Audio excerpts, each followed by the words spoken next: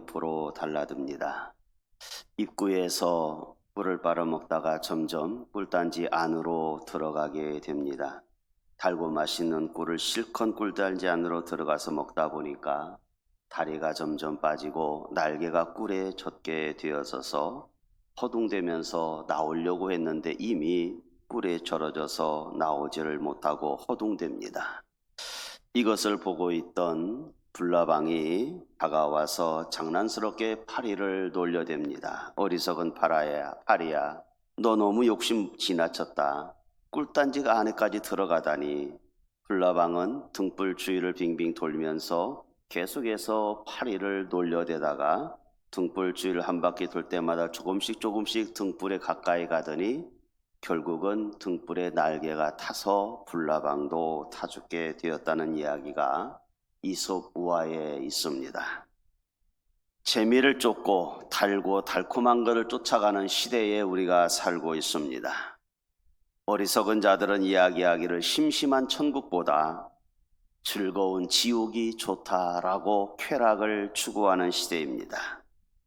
꿀냄새를 맡고 물려든 파리떼처럼 넋을 잃고 쾌락에 파묻히다가 세상에 다 우리의 것이 젖어서 날지 못하는 어리석음 시대에 살고 있더라는 것입니다. 사람을 파괴하는 가장 강력한 욕망 중에 하나가 쾌락이라고 합니다. 불나방이 불빛에 취해서 불에 가까이 날개가 탄지도 모르고 계속해서 등불 주위를 맴돌다가 죽듯이 인간의 쾌락은 끝이 없어서 조금만 더 재밌게 즐겁게 추구하다가 쾌락은 우리의 양심을 위출시켜버리고 욕망의 덫에 우리를 빠지게 만들고 있습니다. 쾌락의 노예가 되면 결국 자기 생명을 단축시키는 것을 우리는 삼손을 통해서 알고 있습니다. 쾌락만 추구하다가 결국은 신앙과 정체성도 잃어버렸던 삼손. 드릴라의 무릎에 쾌락을 쫓다가 눈이 뽑혀서 그저 눈이 가리워져서 마지막 인생을 사는 그의 모습을 보면서 쾌락이 얼마나 어리석은지 즐거움이 한계를 느끼지 못하는 인간의 모년의 모습을 보고 있습니다. 참된 기쁨은 어디서 발견해야 됩니까? 이사야서 55장 2절과 3절에서 하나님은 말씀을 합니다. 너희가 어찌하여 양식 아닌 것을 위하여 은을 달아주며 배부르게 하지 못한 것을 위하여 수고 그렇게 하느냐? 내게 듣고 들을지어다. 그래야 하면 너희가 좋은 것을 먹을 것이고 너희 자신들이 기름진 것으로 즐거움을 얻으리라고 이야기하면서 너희는 귀를 기울이고 하나님의 품으로 돌아와서 살아라. 그래야 하면 영원히 살고 내가 너에게 영원한 언약을 맺으리니 확실한 다윗의 언약을 이야기를 하고 계십니다. 음식 아닌 것, 양식 아닌 것을 위하여 쫓다가 세상 쾌락에 빠져서 하나님을 모른다 할까라고 이사야 시대에 했던 것 같습니다. 어찌 보면 하나님을 만나면 지루할 것 같지만 오히려 지루함이 아니라 하나님을 깊이 만나면 영혼의 갈증이 해결받고 진정한 기쁨을 누릴 수 있다는 것입니다. 신앙 안에 있는 참 기쁨을 시편 기자는 시편 4편 7절에서 이야기합니다. 주께서 내 마음에 두신 기쁨은 저희의 곡식과 새 포도주의 풍성함보다 더합니다 라고 이야기합니다. 하나님을 마음에 둔 자들은 곡식과 포도주가 풍성한 것보다 더 있다라고 이야기를 시편 기자는 이야기를 하고 있습니다. 주님 밖에서 죽지 쾌락을 살지라고 그렇게 미신자들 그리고 자연인들은 있지만 그 쾌락과 수명이 얼마 되겠습니까? 세상의 쾌락은 허무와 죄악, 결국은 마약자들과 보면 파멸이라고 하는 것이 그들의 인생 아닙니까? 영원한 기쁨, 최고의 기쁨은 예수 안에 있는 것이라고 성경은 말합니다. 빌립보서 우리가 아는 대로 4장 4절과 3절 1절에서 이야기합니다. 주 안에서 항상 기뻐하라. 그러면서 내가 다시 말하노니 기뻐하라. 끝으로 나 형제들아 주 안에서 기뻐하라. 시작도 끝도 주 안에서 기뻐하라고 이야기를 하고 계십니다. 오늘 본문 속에 가서 보면 다니엘의 이야기는 우리 잘 알고 있습니다. 그리고 그의 세 친구들, 결혼한 의지로 저 이방인이 주는 음식을 먹지 아니하고 채식주의로 삽니다. 그의 결단은 우리에게 커다란 감동과 도전을 주는 내용으로 다니엘서는 시작을 합니다. 다니엘과 사드락, 메삭, 아벳느고 이 세 친구는 산의 진미로 가득한 소위 왕들만 먹을 수 있는 것들을 거부하고 거기에 육식과 포도주를 거부하고 오직 채식만을 고집을 합니다. 왜 그랬을까요? 당시에 고기는 우상 앞에 제물로 바쳤다가 내려오는 것이기 때문에 그 육식을 먹게 되면 우상에게 절하는 신앙의 변질이라고 생각되어졌습니다. 그렇기 때문에 그들은 하나님을 향한 온전한 신앙을 지키기 위해서 육신의 즐거움, 입의 즐거움을 포기하고 하나님만 의지하겠다고 하는 단호한 결심을 우리에게 보여주고 있습니다. 다니엘과 세 친구들은 결과적으로 놓고 보면 축복의 사람들이 됩니다.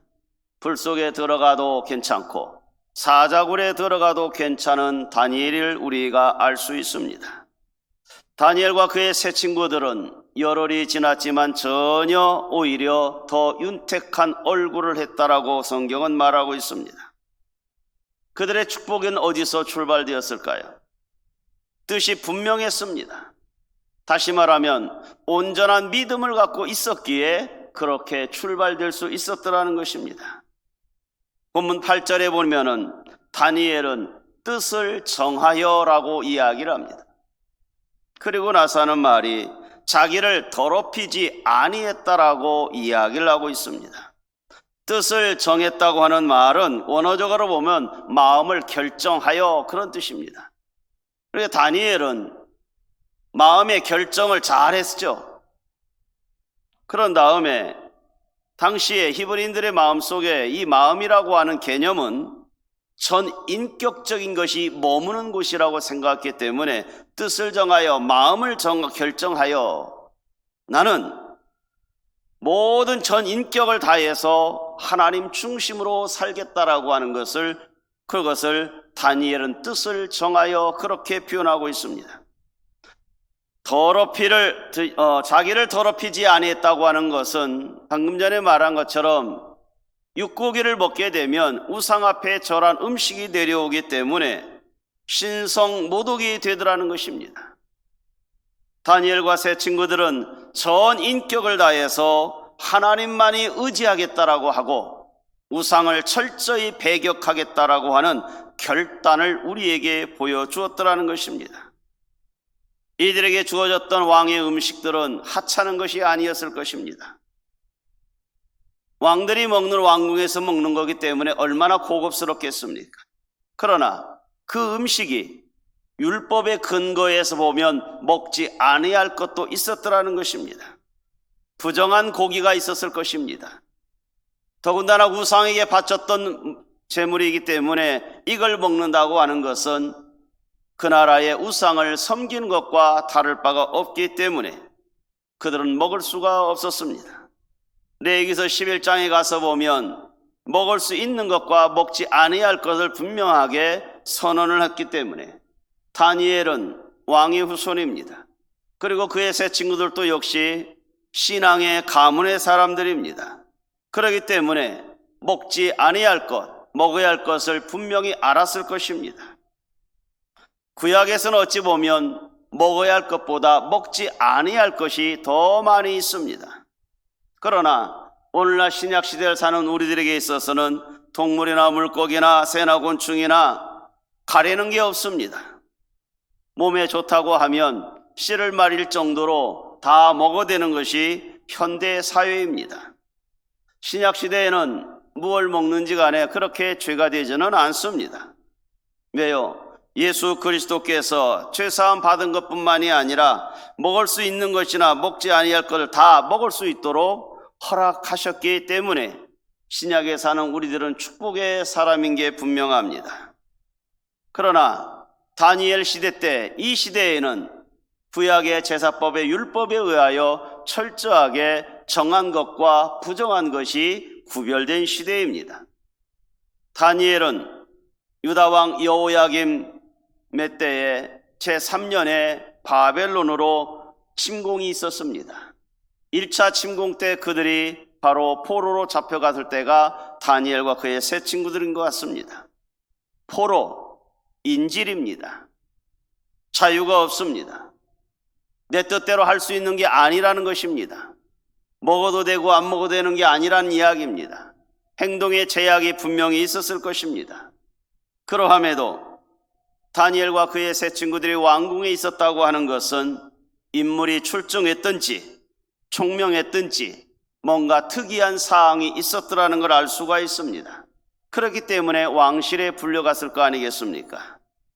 다니엘이 인간적으로 생각한다고 하면, 그래, 우리나라가 전쟁통에 어려움 겪고 몇십 킬로를 또는 그렇게 오랜 거리를 걸어와서 기진맥진하고 이렇게 힘든데 이렇게 산의 진미를 주니 얼마나 감사하냐, 잘만 하면 이 나라에서 고관대작도 될 수 있겠네 라고 그렇게 안일하게 부귀영화를 생각할 수 있는 상황이 아닙니까?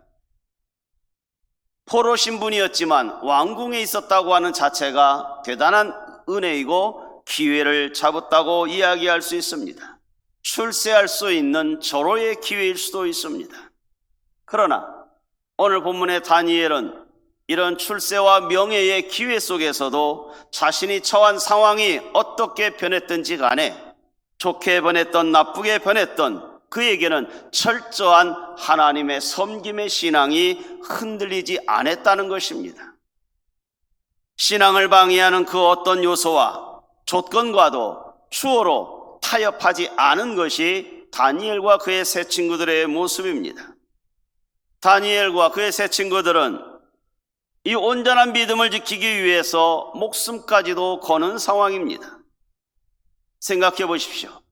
왕이 명령한 산의 진미에 이걸 먹지 않는다고 포도주를 거절하는 것은 목숨 걸기 아니하고는 어떻게 노예인 신분이 거절할 수 있겠습니까? 모든 조건들은 다 포기했습니다. 명예, 출세, 나하고는 상관이 없었더라는 것입니다. 그러기에 왕의 산의 진미를 거절할 수 있는 용기를 가졌겠죠.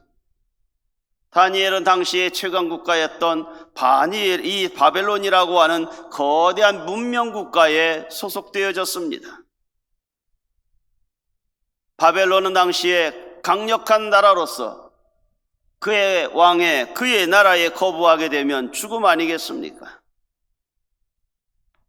왕이 먹는 산의 진미를 주면서 바벨론 나라를 위하여 충성된 자로 양육하기 위하여 그렇게 훈련시켰겠죠. 바벨론 문화화를 되려고 했습니다. 바벨론 화를 만들기 위해서 다니엘과 세 친구에게 그렇게 했을 것입니다. 그러나 다니엘과 세 친구들은 자신들은 하나님의 백성이라고 하는 이 정체성을 환경이 바뀌었다고, 저 신바벨론 나라의 강력한 나라의 문화에 그들은 굴복하지 않았더라는 것입니다. 다니엘과 세 친구들은 흔들리지 않았습니다. 이들의 생활은 순교자적이죠. 왕의 타협하는 거부했습니다. 왕의 음식 아마 대단했을 것입니다. 이스라엘에서 먹어보지 못한 산의 진미가 눈앞에 있잖아요. 여러분, 먹는 걸 참는 것이 얼마나 고역인지를 알고 있지 않습니까? 그러나 다니엘과 세 친구는 창조적인 신앙, 하나님의 신앙을 가진 자로서 자존심을 내려놓을 수가 없었습니다. 그 자존심은 단순히 자신의 자존심이 아니라 하나님과의 신앙의 관계이기 때문에 자기의 생명을 내가 포기한다 할지라도, 내 목숨을 내가 상관하지 않는다도 이 순교자적인 이 신앙의 정신은 놓지 못하겠다고 하는 것이 다니엘과 세 친구들의 모습입니다. 아마 다니엘과 이 세 친구들이 하루아침에 이렇게 강했을까요? 저 유대 땅에 있을 때부터 그들은 평소에 이 신앙이 투철했던 걸 알 수가 있습니다. 여러분, 평소의 습관이 위기 때에 나오는 거 아니겠습니까? 평소에 훈련이 잘 된 사람은요, 위기 상황에서 그 습관이 나오게 되어 있습니다. 평소의 기도의 습관은 위기 때 나오는 것이고, 평소 때 온몸을 단련하기 위하여 잘 훈련된 사람은 강도의 위협 속에서도 자신이 방어할 만한 능력이 나오지 않겠습니까?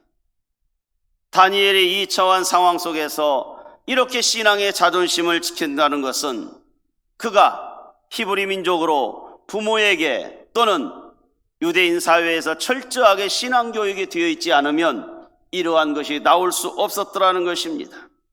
상황이 아무리 바뀌고 여건이 바뀌어도 평소의 신앙은 그대로이기 때문에 순교자적인 신앙은 다니엘에서 나올 수밖에 없었더라는 것입니다.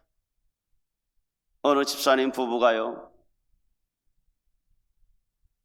1박 2일 다녀올 일이 있어서 집에 있는 아이를 어떻게 할까 고민하다가 목사님이 알고 우리 집에다가 하룻밤 내가 재울 테니 보내라고. 그래서 이 아이가 이제 하룻밤을 목사님 집에서 자게 됩니다. 6, 7살 먹은 애가 목사님 부부가 저녁밥이 다 해놓고 밥을 먹으면서 오늘은 특별한 손님이 오셨으니 기도 부탁해볼까? 목사님이 그렇게 이야기했어요. 특별한 손님이 어린애죠. 그러니까 사모님이 얘야, 오늘은 네가 감사 기도했으면 좋겠다, 그렇게 말을 했어요. 이 아이가 아무 말도 안 넣은 거예요. 그래서 사모님이 부드럽게 또 한 번 이야기해요. 평소에 집에서 엄마 아빠랑 기도하는 것처럼 그냥 네가 기도 오늘 장단히 해봐. 그렇게 이야기하니까 이 얘가 툭 튀어서는 말이, 잔소리 말고 밥이나 처먹어. 평소에 집에서 이 아이가 집사님 부부가 밥 먹을 때 애가 잔소리를 했는지 뭐 했는지 기도하는 게 아니라 잔소리 말고 밥이나 처먹어. 평소의 습관이 나오는 거 아니겠습니까? 다니엘과 그의 세 친구들이 평소에 신앙이 철저하지 않았다면 저 바벨론 국가에 가서도 신앙을 지키기가 어렵지 않았겠습니까? 우리의 가정사와 여러분이 다니는 직장사에서 평소의 습관이 언제 어디서든지 그렇게 나오지 않겠습니까? 우리 찬송가에도 559장 후렴구에 보니까 고마워라 임마누엘, 예수만 섬기는 우리 집에 있는데 3절에 보니까 다 같이 일하는 온 식구가 한 상에 둘러 먹고 마셔 여기가 우리의 낙원이라. 가정이 평소에 그 신앙의 가정으로 낙원을 잘 만들어 놓으면 이 아이들의 인격 영성은 어디에 가든지 믿음의 것이 드러나게 되지만, 식탁이 늘 전쟁터이고 식탁이 늘 싸움판이라고 하면 이 아이들의 인격의 영성도 어디 가든지 신앙을 보여줄 수가 없는 거겠죠. 영적으로나 정서적으로나 육체적으로나 가정에서 인격이 잘 형성되지 아니하면 밖에 나가서도 그의 모습은 뻔한 거 아니겠습니까? 다니엘과 그의 세 친구들이 어려서부터 믿음의 가정, 부모로부터 매사에 하나님에 대한 철저한 믿음과 순종과 신앙의 정체성을 꾸준히 교육받지 않았다고 하면 바벨론에 가서 산의 진미를 보고 신앙의 정체성 지키기는 어려웠을 것입니다. 온전한 믿음으로 말미암아 엄청난 하나님의 신앙을 지킨다고 하는 것이 당연하게 보여지는 다니엘과 세 친구들의 모습입니다. 오늘날 바벨론처럼 우리를 혼잡하고 정말 난잡하게 생활할 수 있는 우리는 그런 시대에 살아가고 있습니다. 힘든 세상을 살아갑니다. 즐길 거리가 너무나 많습니다. 먹을 거리가 너무나 많은 시대에 살고 있습니다. 먹지 않아야 될, 귀로 듣지 아니해야 될 소리까지도 우리는 엄청난 것을 그렇게 살아가는 우리는 바벨론 시대에 살고 있는지도 모릅니다. 이러한 상황 속에서 오늘 본문의 15절에 있는 것처럼 열흘 후에 그들의 얼굴이 더욱 아름답고 살이 더욱 윤택하여 왕의 진미를 먹는 다른 소년부보다 더 나아 보이더라. 아무리 세상이 우리를 힘들게 하고 우리를 엔조이하도록 그렇게 몰아간다 할지라도 이러한 상황일수록 정말 신앙의 정체성을 더 지켜서 먼 훗날에 그 어려울 때, 신앙 지키기 어려울 때 나는 신앙을 이렇게 지켰었노라고 간증하는 자가 되어야 되지 않겠습니까? 다니엘과 세 친구들은 열흘 동안 채식했습니다. 배를 채웠습니다. 포도주 대신 물을 먹었습니다. 반대로 바벨론의 소년들은 열흘 동안 산의 진미와 포도주를 마셨습니다. 열흘 후에 환관장에 와서 봅니다. 다니엘과 그의 세 친구들을 보니 오히려 음식 잘 먹은 애들보다 더욱 살이 아름답고 윤택하다라고 성경은 말하고 있습니다. 열흘 정도 여러분 음식을 조절하게 되면 식생활을 변하게 되면 체질 변화가 일어나지 않겠습니까? 열흘 정도 채소만 먹고 물만 먹었던 이들에게 정말 얼굴이 윤택하고 아름다운 비결이 무엇일까요? 그들의 틈틈이 운동을 했을까요? 배경에 하나님의 역사 아니고는 할 말이 없는 거 아니겠습니까? 자신들의 신앙을 의지함으로 신앙 백업으로 순교자적인 사실로 그렇게 살아가는 이들에게 하나님께서 배후에서 역사하지 않겠습니까? 여기서 말하는 얼굴이라고 하는 건 단지 표면적인 얼굴만 이야기하는 게 아니지 않습니까? 종종 우리는 얼굴은 화상으로 때로는 교통사고로 얼굴이 어그러져 있지만 모습 속에서 밝은 미소를 발견할 수 있고 잔잔한 미소를 발견할 수 있는 사람들은 마음의 평강이 표출되는 거 아니겠습니까? 그럴듯하게 잘생긴 얼굴이라 할지라도 마음의 평안이 없으면 얼굴 모습에서 하나님의 영상이 발견되지 않지 않습니까? 지금 다니엘과 세 친구들의 얼굴은 그냥 얼굴이 아닙니다. 그들의 마음에 품고 있는 이 여호와의 신앙이 이 얼굴에서 드러나고 있더라는 것입니다. 하나님 중심의 믿음의 중심의 모습이 이 얼굴에서 나타나고 있더라는 것입니다. 세상적인 욕망과 야망을 멀리하고 하나님 신앙을 가까이한 이 다니엘과 세 친구들의 모습 속에서 하나님의 모습이 인격이 보여지더라는 것입니다. 그 옛날 여호수아가 오직 나와 내 집은 여호와만 섬기겠다라고 고백했던 것처럼 다니엘과 세 친구들은 그렇게 고백했을 것입니다. 우리는 어떠한 형편에 처하든지 간에 하나님 위에는 없습니다. 당신들이 섬기는 바벨론의 신앙을 우리는 따를 수가 없습니다라고, 우리는 하나님 중심입니다, 목숨 걸고라도 하나님 중심입니다라고 하는 모습을 보였기 때문에 하나님께서는 그의 육신의 건강함도 책임져 주지 않았겠냐 이 말입니다. 인간의 생각으로는 불가능한 채식의 열흘이지만 그들을 아름답고 윤택하게 한 것은 하나님의 은혜였더라는 것입니다. 오늘 우리의 가정도, 우리의 직장도, 우리의 삶의 현장도 하나님의 신앙 중심으로 해서 하나님께서 주시고자 하는 윤택함이 있기를 축복합니다. 다니엘과 세 친구들이 이렇게 축복받으셨던 것은 첫 번째는 뜻을 정했고, 둘째로는 무엇겠습니까? 둘째로는 하나님의 지혜와 총명을 잊지 않았고 늘 간직했더라는 것입니다. 안 읽었습니다만 20절에 가서 보면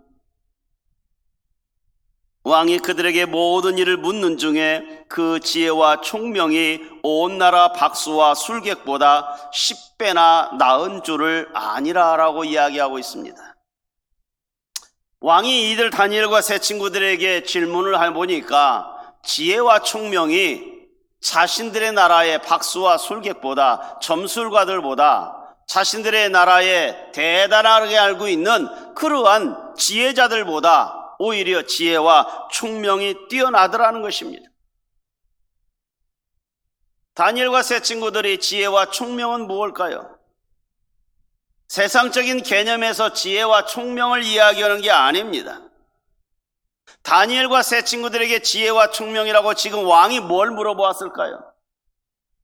너희 인생 어떻게 살았냐? 그거 아닙니다. 지금 이 사람들은 포로로 잡혀와서 왕 앞에 지금 신하로 써먹기 위한 거 아닙니까? 그러면 바벨론 나라의 국정 전반에 대해서 이런저런 거 질문하지 않았을까요? 국정 전반에 관한 걸 질문하다 보니 다니엘과 세 친구들이 아주 이들이 갖고 있는 영적인 지식 그리고 국정에 관계된 능력 대단했더라는 것입니다. 지혜와 총명이 대단했다는 거죠. 오히려 바벨론 제국의 박수, 무슨 마술사나 점상술사겠죠. 모든 정책을 위반할 적에 당시에는 미신사회이기 때문에 신을 섬기는 이런 점술사나 마술사들에게 조언을 받게 되겠죠. 그들이 말하는 것보다 다니엘과 세 친구들이 말하는 국정에 대해서, 국가 운영에 대해서 더 지혜가 있더라는 것입니다. 감히 비교할 수 없는 지혜와 총명이, 하나님으로부터 오는 지혜와 총명이 이들이 갖고 바벨론 나라에 갖고 있는 박수들과 비교할 수 없더라는 것입니다. 고린도전서 1장 25절에 바울 사도는 하나님의 미련한 사람보다, 하나님의 어리석음이 사람보다 지혜롭고 하나님의 약하심이 사람보다 강하다라고 이야기를 하고 있습니다. 아무리 인간의 똑똑한 체에도 하나님보다 할 수는 없지 않습니까? 다니엘과 세 친구들이 갖고 있는 지혜와 총명은 단순히 그들의 학문을 배워서가 아니라 하나님의 말씀을 따라서, 하나님이 주시는 지혜에 따라서 지혜와 총명이 있더라는 것입니다. 이 신앙의 믿음과 자존심은 하나님께로부터 온 지혜와 총명을 간직했기에 이들이 그렇게 왕에게 당당히 말할 수 있는 영특함이 있었더라는 것입니다. 오늘 우리가 세상의 학문을 열심히 공부해서 무언가 하겠지만 세상의 학문 플러스 우리는 신앙이라고 하는 거 있지 않습니까? 가정사도, 교회도, 직장도, 우리의 사업도 무엇을 의지해서 나가야 되겠습니까? 고민하고 고민하는 것보다 잠시라도 모든 것 내려놓고 하나님의 지혜를 구하고 성경을 보면서 방법론을 찾아간다고 하면 그 지혜와 총명은 세상이 주는 지혜와 총명과 비교할 수 없더라는 것입니다. 다니엘과 세 친구들이 가진 이 지혜와 총명은 하나님의 율법의 말씀을 늘 가까이 했을 것이고 하나님의 묵상의 기도 속에서 알게 된 지혜와 총명 아니겠습니까? 세 번째로 다니엘과 세 친구들이 바로 이 기도 때문에 축복의 사람이 된 것입니다. 우리가 잘 알지 않습니까? 다니엘 하루에 3번씩 늘 예루살렘을 향하여 기도했습니다. 그냥 기도한 게 아닙니다. 형식적으로 기도한 것도 아닙니다. 나라의 총리가 되었을 적에도 그는 국사를 돌보는 와중에 어떠한 바쁜 일이 있어도 하루에 3번씩 이 다니엘은 기도했습니다. 여러분, 총리가 되어져서 국사를 돌보는 중에 하루에 3번씩 시간을 정해놓고 기도하는 거, 이거 목숨 걸지 않으면 안 됩니다. 대단한 결심하지 않으면 이거 어려운 것입니다. 절대 신앙 아니고는 하나님을 만나는 시간을 같이 할 수 없는 거 아니겠습니까? 다니엘은 이 하루에 3번 기도하는 거, 이거 순교자적으로 목숨 걸고 내 총리직을 내놓는다 할지라도 살아계신 하나님과 매일 만나는 것이 생명과 같기에 이걸 그렇게 했습니다. 설사 자기를 모함하는 자들이 사자굴에 넣는다는 걸 모를 리가 없잖아요. 정책을 아는 자고 위반하는 자고 시행하는 자인데 기도하면 사자굴 들어가는 거 모를 리가 없잖아요. 그러함에도 그는 물러날 수가 없습니다. 왜요? 하나님께 기도하는 것이 마땅하기 때문입니다. 이걸 하지 않으면 내가 사는 목적도 의미가 없고 총리 생활하는 것도 의미도 없다는 걸 알기 때문에 그는 나 자신이 죽고 하나님만 살 수 있다고 하면, 그것이 하나님의 영광이라고 하면 내가 사자굴에 들어가겠더라는 것입니다. 다니엘과 그의 세 친구들이 7배나 더한 풀무 속에 들어간다 할지라도 신앙을 포기할 수 없었더라는 것입니다. 기도하는 것을 멈출 수 없더라는 것입니다. 우리는 세상이 약하다고 이야기합니다. 그러나 세상은 분명히 약해졌습니다. 그러나 되돌아보십시오. 내 신앙은 더 돈독해졌습니까? 떨어졌습니까? 우리의 자신의 믿음이 떨어져서 세상은 악해졌다라고 우리가 말하고 있지 않을까요? 믿음을 구해야 됩니다. 기도를 쉬지 말아야 됩니다. 다니엘 모습 속에서 습관을 따라 그는 기도했습니다. 오늘 우리의 습관이 무엇입니까? 우리는 지금 신바벨론주의 시대에 살고 있는지도 모릅니다. 우리를 무릎 꿇게 하는 것들이 많이 있음에도 우리는 무릎을 꿇지 않으려고 합니다. 하나님께 꿇지 않으려고 합니다. 그러면서 세상의 문화에는 무릎을 너무나 쉽게 꿇고 있습니다. 하나님을 모독하는 세상은 점점 악해져 가는데, 주의 이름이 모독되어진다고 눈물을 흘려가며 애통하며 그렇게 하는 사람은 그렇게 많지 않습니다. 성도 여러분, 광야의 길을 내신 하나님이 오늘 또 살아계십니다. 그리고 다니엘을 저 사자굴에 건지신 하나님이 오늘 또 살아계십니다. 풀무 속에 들어갔을 적에 성령님과 함께했던 하나님이 오늘 또 우리와 함께하고 있습니다. 이러한 때일수록 다시 한번 옷깃을 여미면서 하나님께 뜻을 정합시다. 그리고 순교적인 자질로 세상과 타협하지 아니하며 평소의 습관대로 지혜와 총명을 하나님께 구하십시오. 그리고 믿음대로 나아가기를 원합니다. 어떠한 상황 속에서도 하나님 외에는 아무것도 아닙니다라고 신앙 고백해서 이 어려운 때일수록 정말 사자굴에서 더 뜨거운 저 세상 속에서도 살아나와서 이 험난한 생도에, 이 험난한 세상을 능히 이기고 이기는 이 고난을 극복하는 우리 모두가 되어지기를 주의 이름으로 축원합니다. 기도하겠습니다. 하나님 아버지, 성도들에게 있어서 고난은 필수적입니다.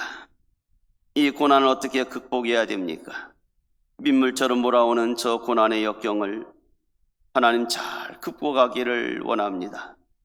하나님은 고난의 역사를 통해서 역사하지 않습니까? 힘들고 어려워도 다니엘과 세 친구처럼 하나님을 믿고 뜻을 정하기 원합니다. 그리고 하나님이 주신 신령과 진정으로 지혜와 총명을 얻게 하여 주시옵시고, 기도에 쉬는 죄를 범하여서 하나님과 멀어지지 않게 하여 주시옵소서. 오늘 또 승리하기를 원합니다. 믿음의 승리자들이 되게 하여 주시옵소서. 예수님의 이름으로 기도합니다. 아멘.